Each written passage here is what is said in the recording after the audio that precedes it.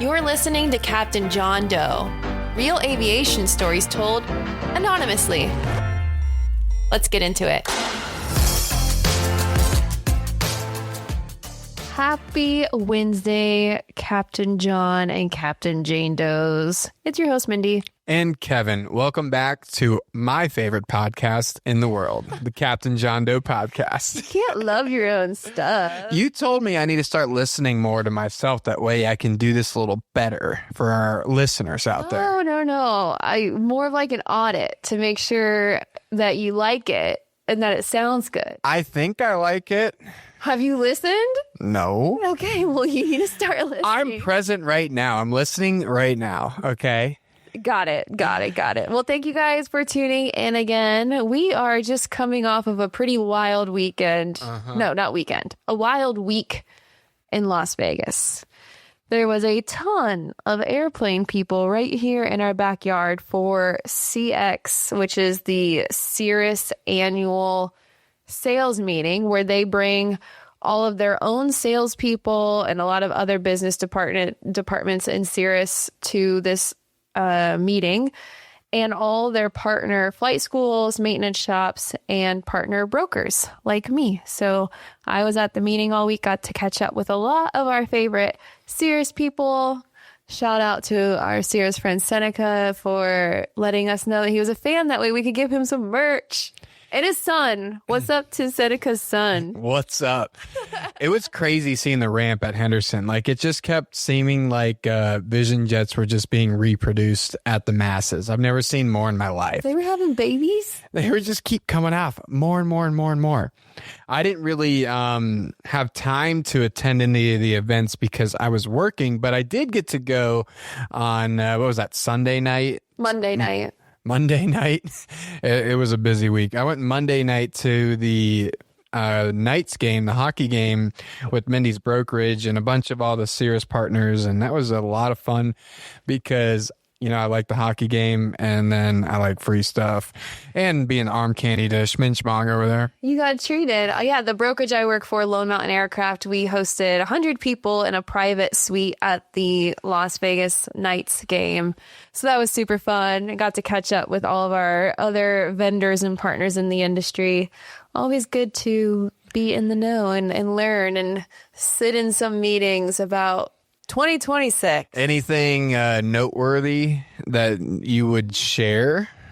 To like the public, no. It was a lot of internal information. Nothing crazy coming down the line that they want people to get out there. Nope. Cool. My lips are sealed. She ain't telling me either, because if she did, I'd be sharing it right here. There is actually something I haven't shared with you. See what I'm talking about, people? She's not gonna tell me. I'm so involved in this world as well, but no, flight instructors don't get to be in the know. You're the last to know. It's on a need to know basis, and you don't need to know. I don't need to know. We also have become residents at the Sphere. So we saw Zach Brown last week, and then this past weekend, Mindy's parents came into town, and we got to see the Eagles at the Sphere. So highly recommend if anyone... Oh my gosh, if you guys are an Eagles fan, get to the Sphere immediately, especially because a couple of their band members are on the outs. Yeah, Joe Walsh, the guitarist, he literally comes on and he's like, I'm not feeling too well, but I got another song in me. And then he did depart the stage prior to the end of the show, which makes me feel terrible because he's getting so old. But get over there before we can't see these legends anymore. Yeah, any concert at the Sphere. We've told so many people this. That was our 4th concert at the Sphere, and every single time we are absolutely blown away. It's the best venue on earth. Get yourself the 300 or 400 level, though. 300. Yeah. Don't recommend 400. Well, 300 or 400. The 300 level, he's saying, like level 3. And it's section 300 is our, if you want the local Las Vegas, local Las Vegas resident tips. That's the tip of the day. Other tip of the day, when you're in town, we've said it and we'll say it again, go fly over the Grand Canyon. I just took my parents in our airplane, our old Cessna Mojo. That was only the third time I have flown my parents in my 13 years of flying. Wait, that's the third time I've flown my mom and the fifth time I've flown my dad. Just let that sink in. I know. It's crazy. And I've been flying for 13 years, right? Yeah. 2013, I got my license. Yeah. I've been flying for, I guess, 14 years, but licensed for 13 years. And I can count on one hand the amount of times I've gotten to fly with my parents, not by a lack of desire on my end.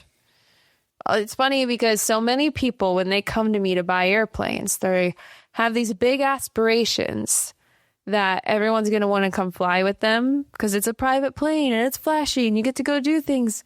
And let me just tell you, buy the plane for yourself and your immediate family, tops. Even your kids don't want to fly with you, FYI. So I will say we have this 4-seater plane and we've had people in the back seat of our plane the last 3.5 years of ownership 3 times, 4 times. 2 in the last 2 weeks. Right. Because we did some Grand Canyon it's not stuff. by us not inviting people. Yeah. People don't want to go. They just like don't have the same passion for flying we do. And most of the time when we're doing fun trips with our pilot friends, they're flying in their own airplane and we're meeting them there. Rarely is another pilot flying with us at our plane. They're either coming from a different airport and renting something or flying their own airplane. So the amount of people that are non-aviators, like just true passengers to come with us, the pool is small that actually want to go. I remember living in Orlando. Several of my friends were like, yeah, no, I'm good. I was like, okay. Well, you got to do a really special flight with your parents. Now both of our parents have got to do that. Both of our dads don't fit in the plane. Oh my gosh. They just jam the rudder nonstop. No, tell them about your dad in the plane, then I'll tell them my dad. Both of our parents, mind you, have no aviation experience. So their understanding of small airplanes is what we put online or what we share with them. So really not a lot. But my dad, being the clumsy man he is, we're over the Grand Canyon and he basically stands up in mojo to shift his body weight around to get more comfortable and just absolutely full pressure on the right rudder. And that plane yawed so fun. And my mom's in the back freaking out. What are you doing, Kevin? That's the first time your mom has flown with either of us. Yeah. She's never even flown with me. And she's always said, since I've been in your family, that if she were to ever fly in a small plane, it would only be with me. I know. And I will say, you've earned her trust over these last few months being a flight instructor because she hopped in the airplane with you. I didn't go with you guys on that flight. That was just Kevin and his parents. And I am shocked that your mom got in the airplane and let you fly her. I'm still shocked. But you got to do it. Yeah, yeah. So my dad, by the way, is 6'6". And the Yeti would be scared of her dad. It's just so funny how he's just complaining the whole time. Like getting in the plane, he's like, the seat doesn't go back any further. I'm like, no, Dad, this is this. You're bigger than the plane itself. You're like, you're going to have to squeeze in. Like, I don't have another option. He's like, well, if I had a plane, I would own one this small. I'm like, I'm sure you wouldn't, Dad. Like, and again, our parents have zero aviation experience. And then I was like, all right, I'm going to do a flight control check. And I had already warned him previously to watch his knees. And I told him, if you're going to put your feet out, they can be on the pedals, but don't press them. Just ghost me. If you feel me moving it, let it move. And so he was doing pretty good with that. Then I did the flight control check and oh my gosh, I grazed his knee. And he's like, I was like, oh yeah, flight control check's good. And he's like, except that you hit my knees. And I was like, I'm sorry. He goes, well, you got to give me a heads up before you do something like that. I was like, I'm giving you a heads up now. I'm going to be flying for the next hour and a half and the controls are going to move. So you need to watch out. This is your formal warning. It's so funny flying with our family and anyone in general who has no aviation knowledge, because you got home and you're telling me you're coming into land on final approach and your dad pulls out his phone and says, you got a minute real quick to look at these fishing pictures? Yes, I had just finished telling my dad about how tricky Henderson is and we're coming in at night and there's a point where you come into our home airport that's called the Ridge, which is a mountaintop. And once you hit the ridge, you have to dive down into the airport, especially when we're landing north, because you're not entering a pattern. So you have to go from 5,500 feet down to about 2,500 feet in a very, how many miles is that? Let's call it 6 if you're on it. If you hesitate, a lot less. 6 miles? Yeah. Yeah. So it's not a lot of time. You really got to dive and kind of scrape that mountain down because you can't descend any point earlier than that. And I just got done briefing him, telling him what was going to happen. And we're like 30 seconds from the ridge, which he knew. I was telling him. He's like, hey, forgot to show you these fishing pictures. You got a minute? I'm like, I have literally like half a minute before I got to like do some pilot shit. And he's scrolling through photos. I'm like, I love that he is so comfortable with me as a pilot where he's not worried about distracting me. That's a compliment. I'm going to take it. Take it. Well, it was really great. I love it. As always, if you guys are coming out to Vegas, feel free to reach out to me or my company All In, and we will take you on the Grand Canyon flight. I've been getting a lot of these. I think we have at least 3 people specifically from the podcast alone. Yeah, we get a lot of people that have flown with you from social media in general, but from the podcast now, I think you've booked 3 or 4 clients now. So please, it's worth it. We'll have a great time.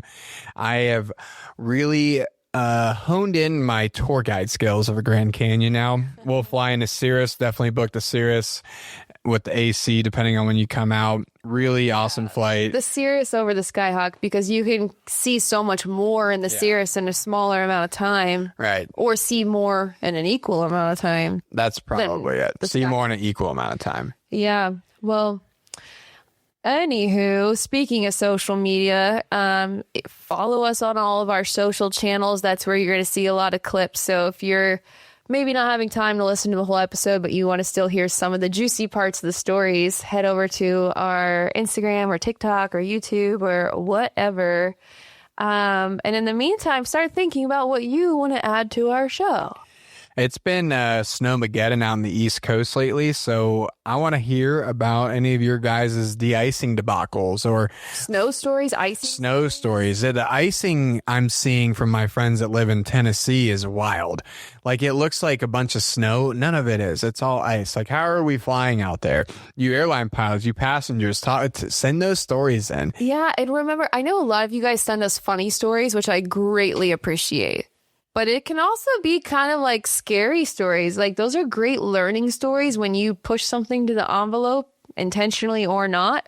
And remember, it's anonymous. So you can share these stories that you've been holding on to for the greater good of either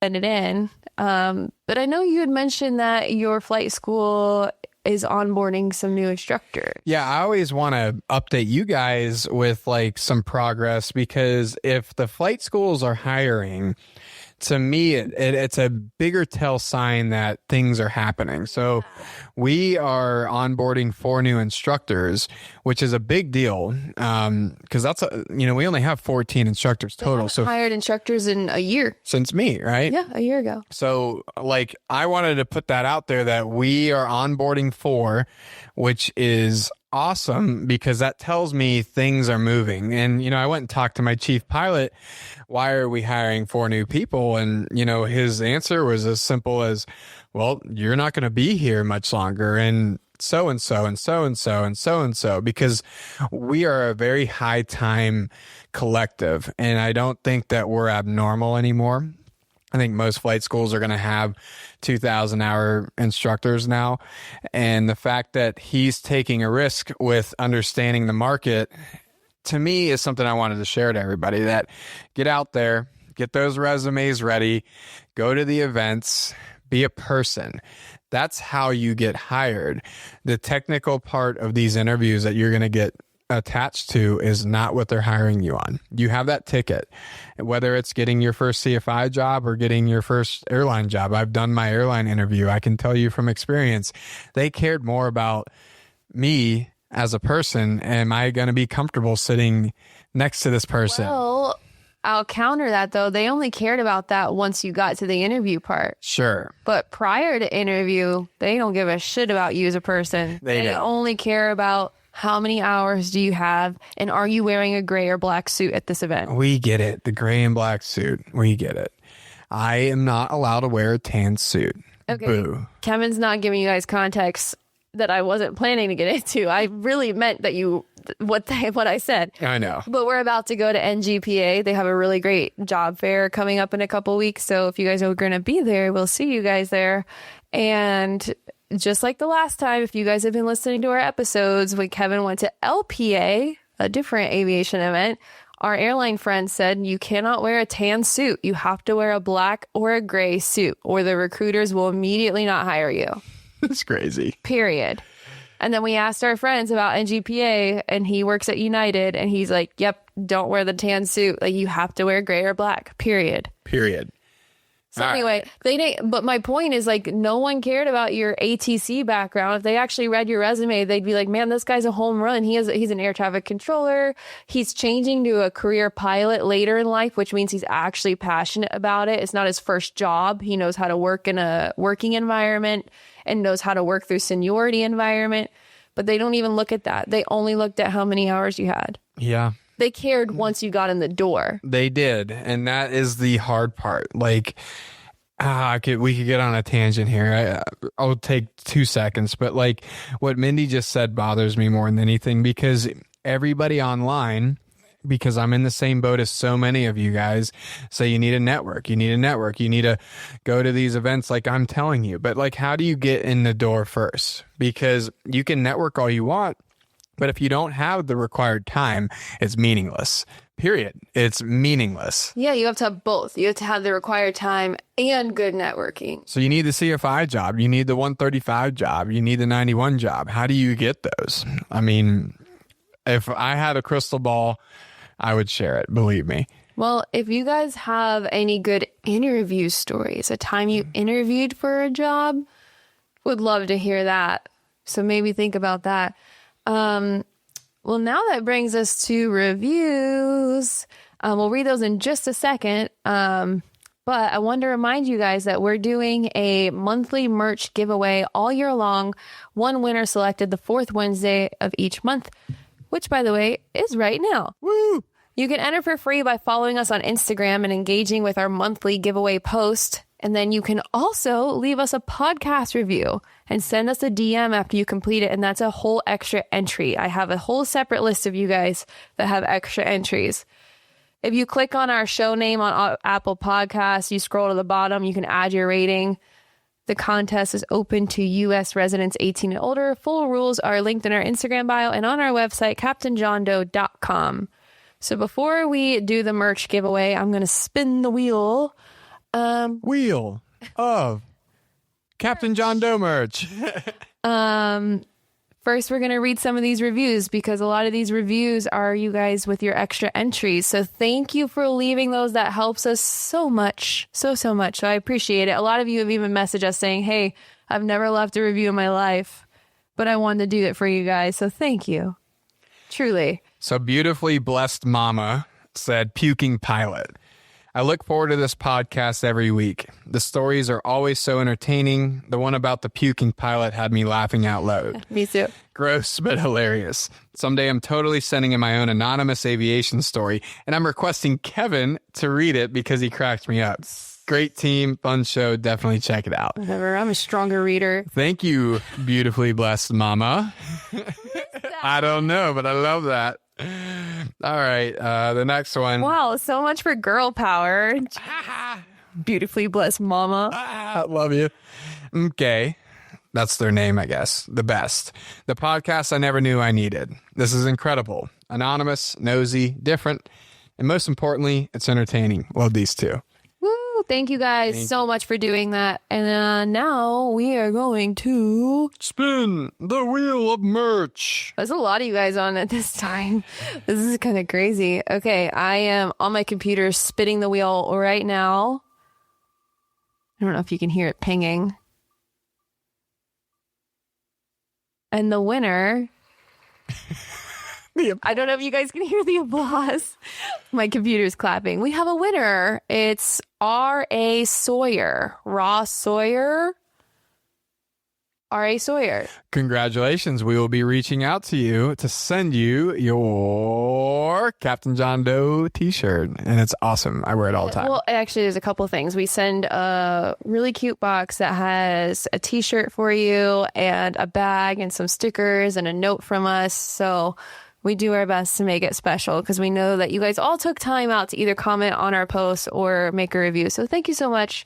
And congrats to R.A. Sawyer. Mr. or Mrs. Sawyer, Captain John or Jane, we don't know. Send you a DM on Instagram and get your shipping address. So thank you.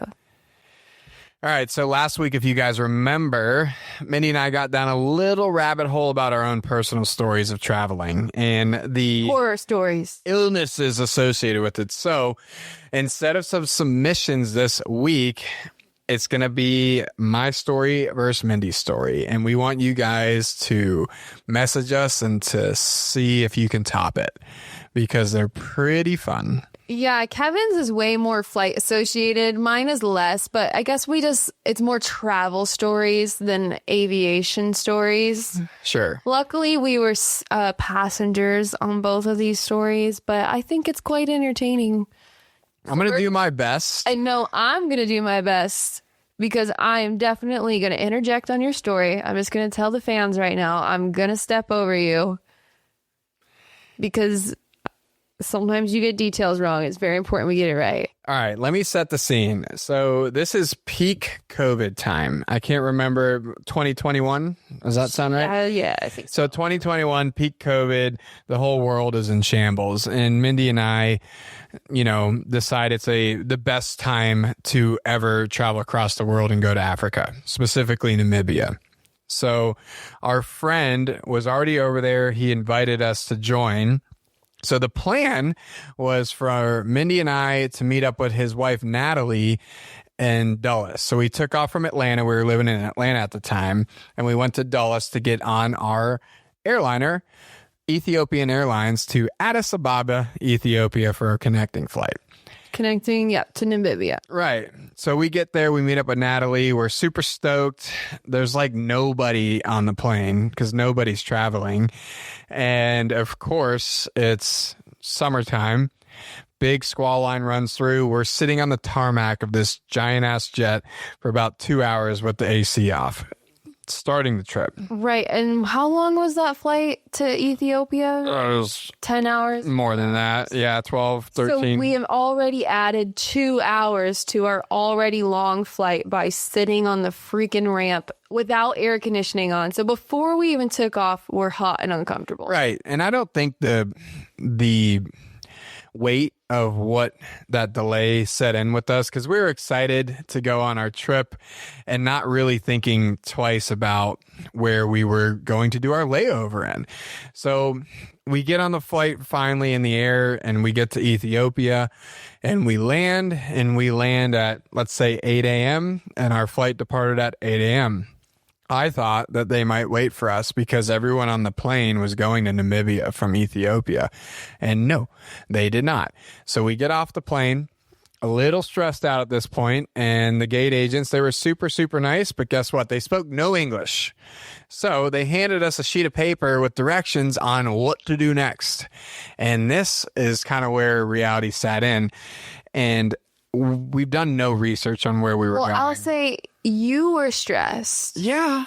Me and Natalie were not stressed. I was stressed. Because we were oblivious to what was happening. We were like, oh my God, when will we ever have a chance to spend the night in Ethiopia? We were trying to see the bright side while admittedly neither of us knew a lick about Ethiopia, its current politics, environment, what's going on in the city. Like, we had no idea. We were just like, oh, this is amazing. When will we ever have a chance to spend the night in Ethiopia? Yeah. And we're hyped and we're singing and we're skipping and we're giggling and you were fuming. Yeah. Well, let me backtrack a couple things. So, like, our parents already were very upset at us because if we remember, a year prior to this is when the Ethiopian 737 crashed out of Addis Ababa going to South Africa, and we were taking that exact flight. So our parents were already a little uncomfortable, but we're in aviation. We understand the risk and also understand that that problem was fixed because we were taking a 737 from Addis Ababa to Windhoek, Namibia. I wasn't thinking about what our parents were thinking. I'm just saying. I don't know why that's relevant. Because it started adding the stress, and then I started looking on my... stressful to you is that you were one guy that needed to take care of two blonde girls. Yeah, but we didn't even get to the point why it's stressful. Because when they gave us that piece of paper, and that piece of paper said we need to exit the airport and go find some random van that's going to drive us to a hotel, that's when it was like, oh boy, like now what?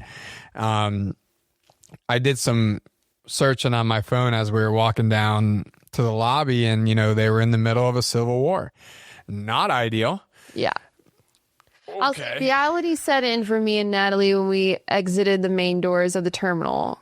Immediately we were like, oh, this is not like, we're not gonna go stay at this luxury resort in anywhere. So I'm gonna skip forward to where we actually made the exit of the property, and we walked down to where these vans were, and I remember the driver looked at me and he said, well, you don't trust me? And I'm just like, what am I supposed to do? So I hop in with these two little blonde girls and myself, and we leave, and I'd say once we left the gate, there was a couple 100,000 people just everywhere, and it was a really, really, really, really sad thing to see.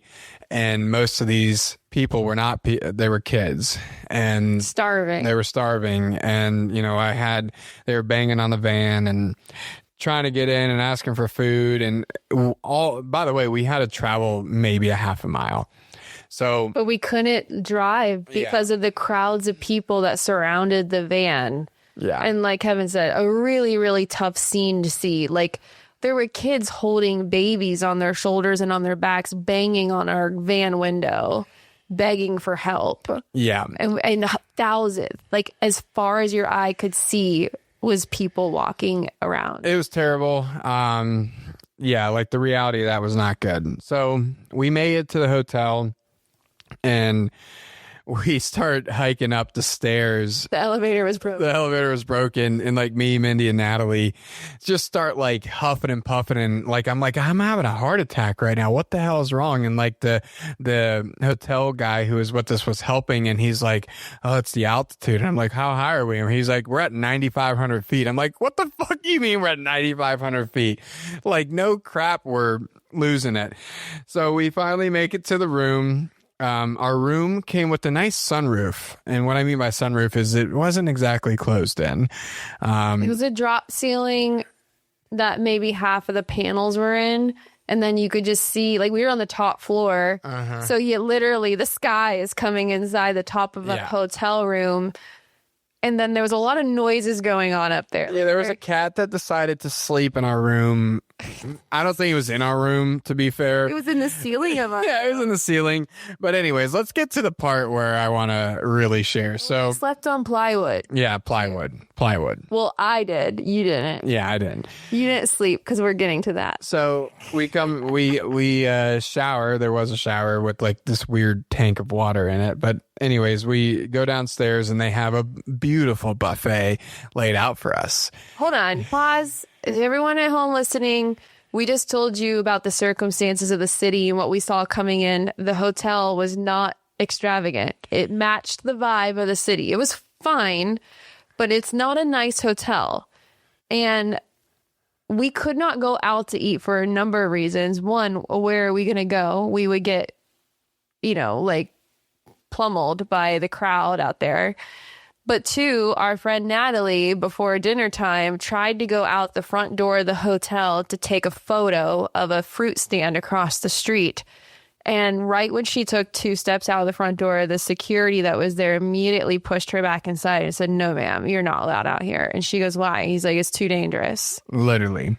That's what he said to her. And she goes, I just want to take a quick photo. He said, absolutely not. Get inside. and they locked us inside. So then there's no eating out. And the only options to eat in was a hotel-provided buffet. In Addis Ababa, Ethiopia. I was starving. We've been on the road for 20 plus hours at this time, and it was a really well put together little buffet at a hotel. If I remember right, there was some like pasta dish. There was plain spaghetti. There might have been some salad maybe. And then there was the main course, which the way Mindy... It was fried minnows. You didn't even let me lead up to it. It was fried minnows.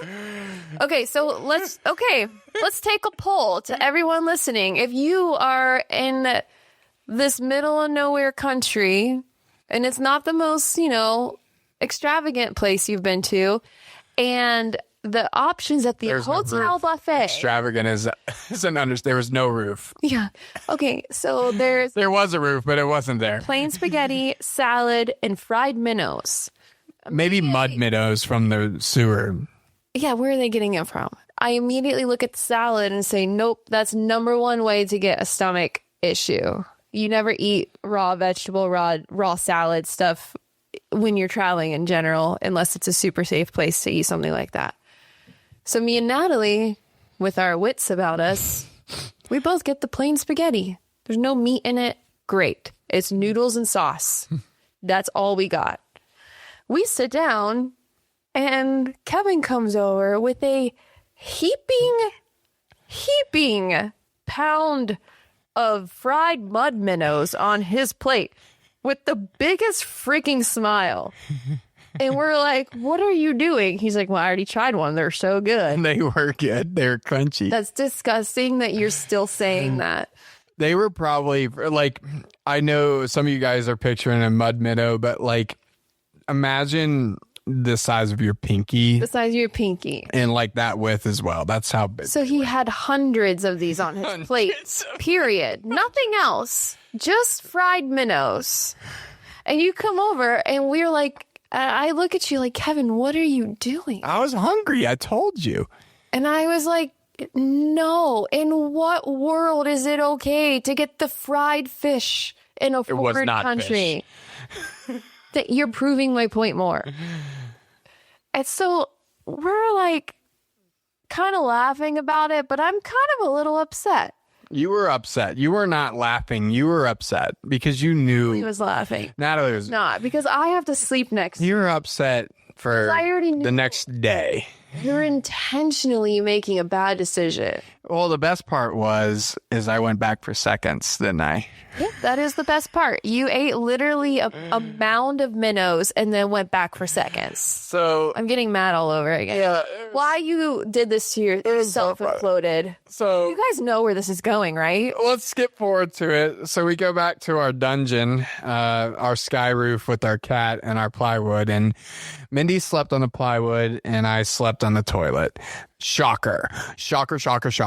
Whatever. So I couldn't even move. Like I was basically... I know. I heard the shower come on like 9 different times throughout the night. I puked in that shower the whole night. I was basically useless, which, in hindsight, I was the guardian, let's say, of these two blonde girls. And now... Terrible. Now they were solely responsible. Now, to be fair, my wife and Natalie are extremely... they can handle themselves. They travel a lot. Natalie travels for work, but they basically had to drag my ass back to the airport the next morning. Yep.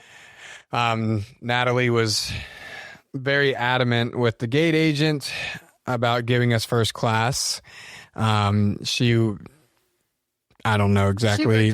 She works in magic. So thankfully they got us an upgraded seat because I would have been absolutely trashed. So we get on the plane on our 8-hour flight, by the way. Africa's big. Like 8 freaking hours. Like we already traveled the whole day. So we get there and it's me, you, Natalie, and then 2 little Namibian princes in first class. That was it. Yep. And you refused to sit next to me. Well, because you were spewing out of every hole. You still wouldn't sit next to me, still what am I was in it. do? You sat across, and Natalie's just laughing. And then, of course, you guys both pass out. The Namibian princess pass out. So it's just me left to my own demises. And That's great. You had the first class bathroom all to yourself. Yeah, and I'd say within, as soon as we took off, I went to the bathroom and lit it up. Like literally just growled like you were about to throw. Lit it up. Go back another 20 minutes later, back to the bathroom. I'd say in the 8-hour flight, I spent 6.5 on the toilet. But that wasn't even the funny part to me. Like, remember, I said I was the only one. They may as well had a seatbelt up there. I was the only one awake. So this freaking flight attendant, she was all ready to do her job. I don't blame her. Whatever. She came over to me every 10 minutes with food. Like constantly trying to give me food. And I said, lady, do you not see me in the bathroom next to your seat? Your seat is right next to it. There's no way you don't hear it and smell it. And I'm telling her this. I'm like, I am shitting my brains out next to you. Next to you. And then I get back from the bathroom and you immediately come in. So we went through this the whole time. And she finally came over with shrimp cocktail. Raw shrimp. And I said, this is not raw. It was raw. Cold shrimp, sorry. Yeah, it was cold. It was cold. And I said, ma'am, no. There's no way. And she visibly chastised me. She said, I made this for you, sir. You need to eat this. And I was like, I can't. You were the only one awake because she wanted to take care of She wanted to take care of me. bad. She made me shrimp cocktail. And then she was so mad that I refused it. And then she's like, what is it that you want? And I was like, just bring me bread. And she was so mad. She got every loaf of bread that Ethiopia had and then threw it at me. Like 45 bread rolls. And I said, thank you. And I ate like one bite and immediately went to the bathroom again. The saving grace was Natalie had her Summer's Eve wipes with her. And I grabbed them and used the entire pack of Summer's Eve. And that helped me get through the worst experience of my life at the time. We have another story later, but at the time, no, we're not going to say. Oh, no. You can't tell that story ever. I can't tell that story. No. Worst experience of my life at the time. At the time. We finally make it to Windhoek, which getting through customs was another freaking ridiculous ordeal. But we finally get there, and I'd say my stomach finally started turning once I had a night of sleep. But lesson of the day is if you want to upset your partner or wife, eat the mud minnows from Addis Ababa, Ethiopia. Just like the common sense, baby. Was it worth it? No. Some would say yes. You're still saying they were good. Every time we bring up this story, he looks at me with this stupid ass grin and is like, but they were so good. They were so crunchy. They were so crunchy. That's disgusting. Listen, it worked out because No, it didn't. I expelled every single fluid in my body. That way I was able to eat like a king on our trip in Africa. Worth I it. think you could have done it without that. Worth it.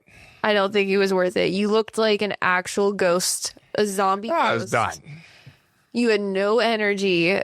That was so gross. I don't feel like we even need to give people advice about this. This isn't a learning moment for anyone but you, because no one else would make this decision. Did I learn from my mistakes? No.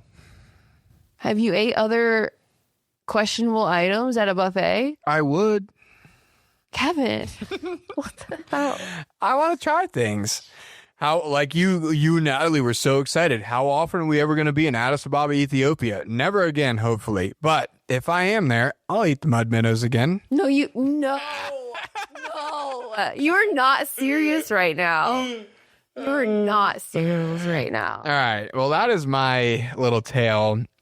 Mindy apparently tells me we can't share the other experience, but He has another travel experience, tragic. which is so freaking funny. It honestly, it would kind of ruin it if we told it on the podcast, because when we tell it in person, Yeah. like people are crying laughing, including me. It's a better in-person story. So when you guys see us out and about, ask You for have an extra spare 20 minutes. ask for the other story. Yeah. Because this is an in-person story.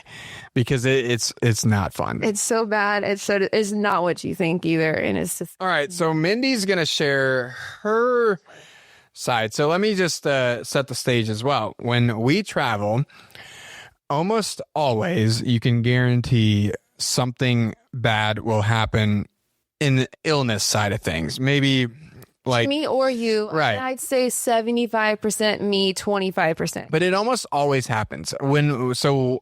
I love this story. When we did our vows, we promised that we're always going to do a trip. And we really enjoy traveling to countries that are not westernized, and that always leads to some sort of sickness, and it could be anything from food to bugs. And in this story, Well, Mindy, and real quick before this story, just to really hit a home run on that, we won't tell the whole story, but we went to St. Martin for Valentine's oh my Day. God, that was so ago. bad. That was so bad. That was during COVID too. Yes, also during COVID, and Kevin got so sick Valentine's Day. again out of every hole for 30 hours plus. That was a bad one. And that's as we were leaving the country and had to take a COVID sickness test, and they do the temperature test and all of that. And he was so unwell. I'm like, we are not going to be able to go home. We are going to be stuck. I feel like I put an ice pack or something on my head. And we before I did went it. for Valentine's Day, and I ended up eating out on Valentine's dinner by myself. And all the waiters were coming by and giving me roses and looking at me with these puppy dog eyes that they felt so bad for me, that look at this single girl eating out by herself on Valentine's Day. How sad is that? And I'm just like, no, I have a husband. He's just talking to the devil in the toilet. So bad. And I need to eat, and I can't eat in the hotel room because it's disgusting in there. I really think we need to go back to St. Martin and try that over again, because our experience there was not what it should have been. It started during the day when we were out on an excursion going Oh, that's right. and it was a party boat. People were taking shots. Everyone's getting super drunk. Kevin's like, no, I can't have alcohol. I don't feel good. I'm like, oh, you're so boring. Yeah, you're being like one of your own. I was like hanging out with other people on the boat to the point where I like went over to you. They're like, you know that guy? I'm like, yeah, that's my husband. They're like, you have a husband on this boat? And I was like, yeah. And they're like, oh, we thought you were here by yourself. I was just like a dog in the corner cowering, because I wasn't trying to disrupt. I saw her. You were having a great time. It was not worth it to me to go over and tell you that I was done. And I thought you were just in a bad mood for whatever reason, but then I looked back and you were puking so much off the side of the boat, and I was like, oh no. I wasn't the only one puking, but I was the only one puking because I was sick. Yeah, I remember. Yeah, there's other people puking because they were drunk. You were puking without even. Oh, that was so bad. I remember. Oh, okay. It was a beautiful Enough boat about ride. me. Your turn. Okay, my turn is less airplane-y, but we had went on an amazing trip to Singapore and Bali. Because of aviation, one of our good friends was living in Singapore at the time selling airplanes. And so we decided to take advantage of that to go visit him and his wife with my two girlfriends, you again being security guard for me and my little blonde friends. Mm-hmm. So you were taking care of the three of us. And we went to Bali.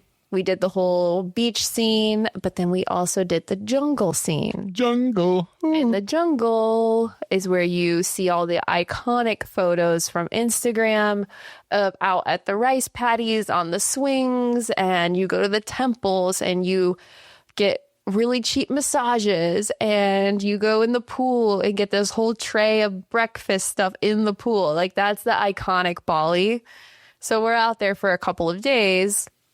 And there's a lot of bugs and lizards and all this. There's monkeys. Yeah, monkeys. Yes, we went to the monkey forest. I forgot about that.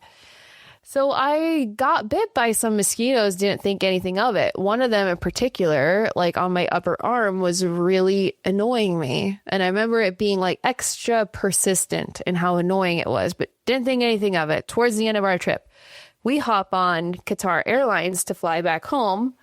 And I'm just going to say, I hate Indian food.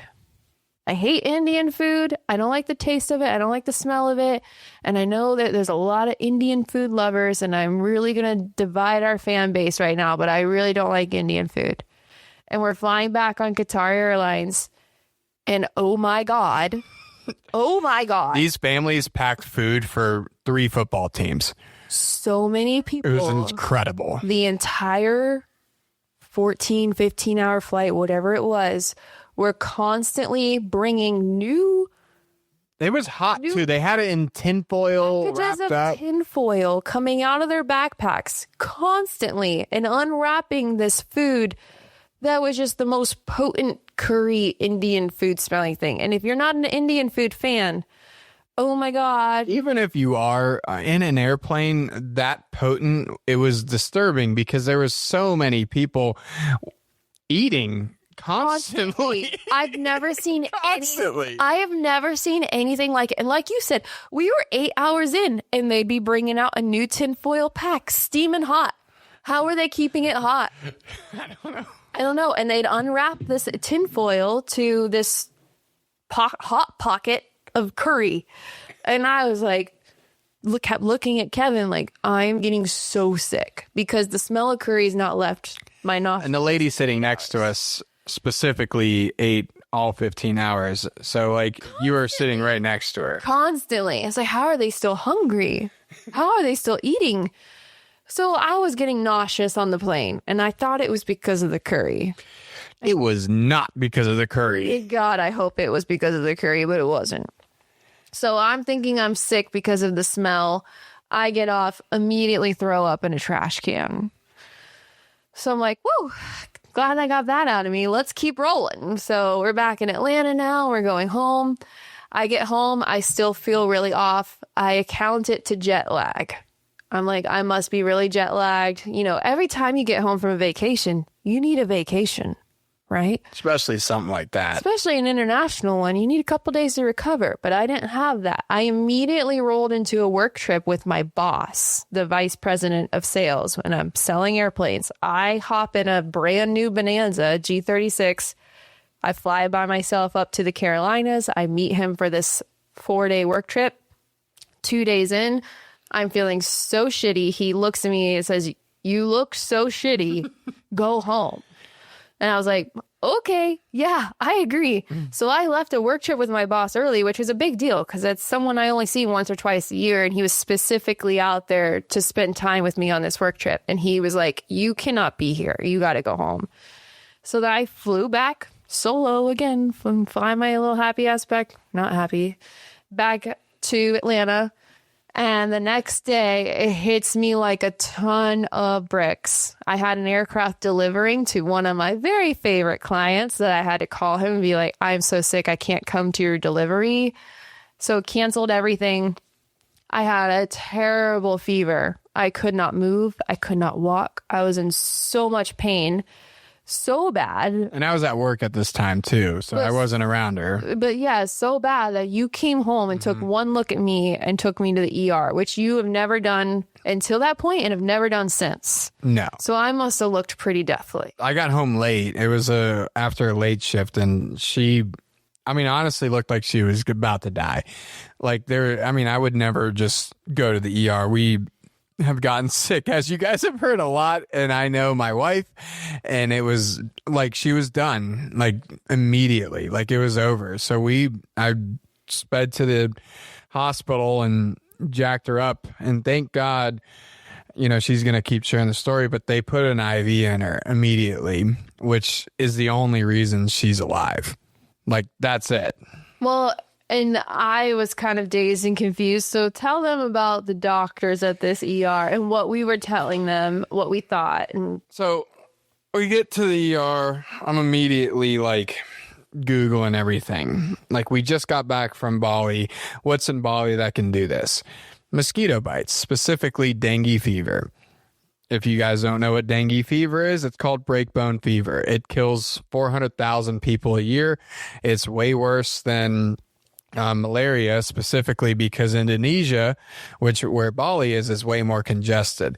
So when you go to Africa, every single doctor in the world, in the U.S. specifically, be like, oh, take your malaria pills, blah, blah, blah. But when you go to Bali, it's overlooked.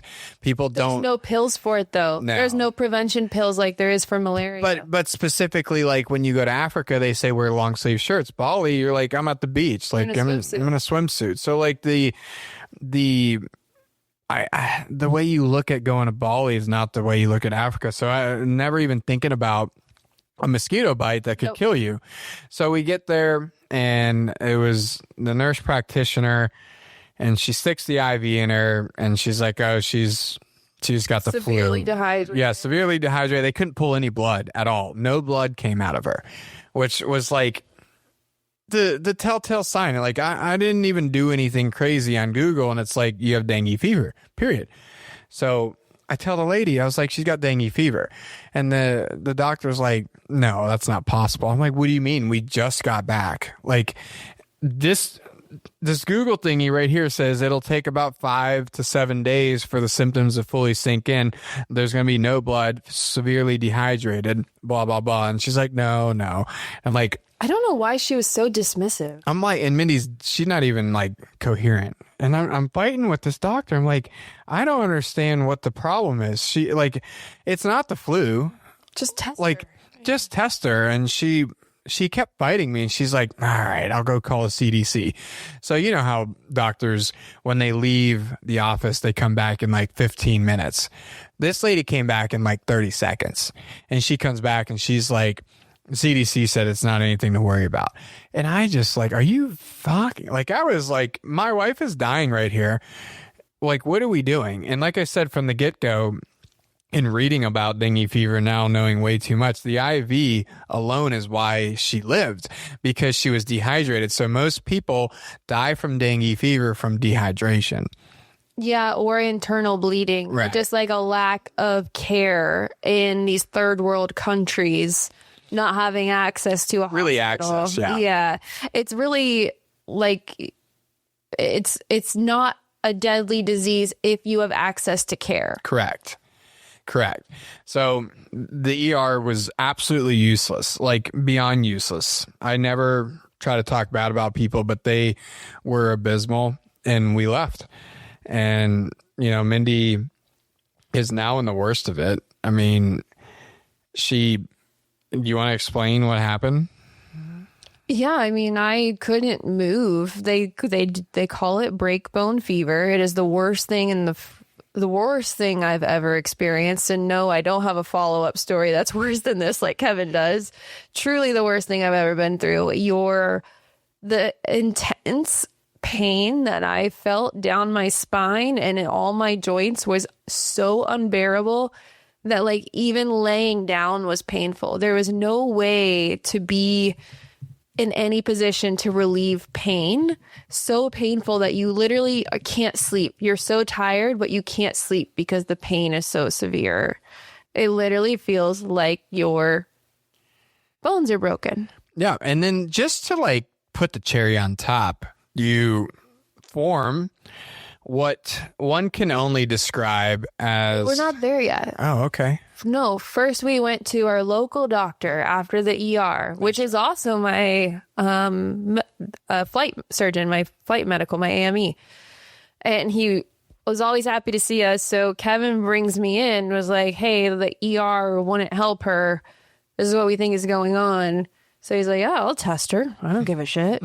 So he's like, he tests me positive dengue fever. He was so happy. It was like ecstatic. He comes running. He was dying. He's like, it's positive. And I'm just looking at him with a death stare like, what are you cheering about? And he looks at me, he goes, I live in Atlanta, Georgia. I never thought I would get to diagnose dengue fever. He's like, this is amazing. He told you, he's like, I need you to go to Africa and get malaria and go to South America and get Zika. Let's come back with some more diseases. That way I can add it to my bucket list. He's like, I would never get to diagnose this. I'm like, well, I am happy you're happy, but I'm dying. So anyways, go home for several more days of pain. During this time, My dad is in the hospital getting emergency open heart surgery, and my brother and sister-in-law are in the hospital having their first baby, my very first niece. So 3 of us are in the hospital at this time. I feel so bad that I have this that I hardly even mention it to my family because I don't want them to worry about me. While my dad's getting heart surgery, my sister-in-law's having a freaking baby. I'm like, the last thing they need to do is worry about me. So I like barely mention it. Of course, they freak out. But the doctors say, you can't travel. Because I was like, I need to go home to see my dad and my brand new niece. And he's like, not for 2 or 3 weeks because this is a mosquito transferable disease. If a mosquito bites you and then bites your dad now has dengue fever. And then he could die. I was like, okay, got it. I will stay at home. So that was kind of crazy.